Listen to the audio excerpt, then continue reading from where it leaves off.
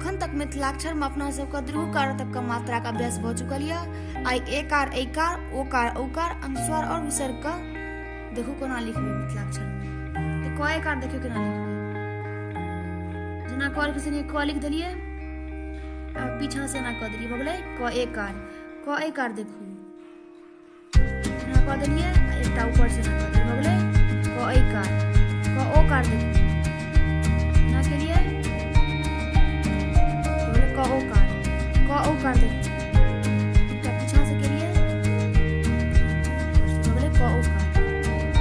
क अनुस्वार जना लिखै छियै देवनागरी में तो नहीं होइ छै। प एकार देखू कोना लिखो भ गेल प एकार न एकार देखू भ गेलै न एकार ई न एकार देखू कोना लिखो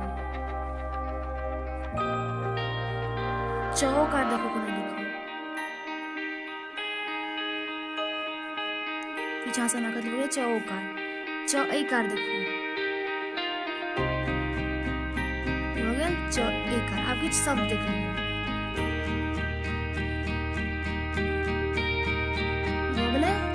केरा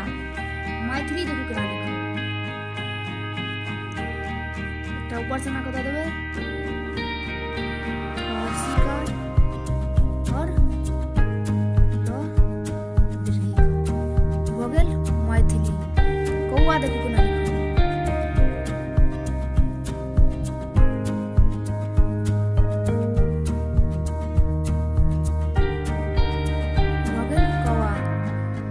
पोखर देखो केना लिखो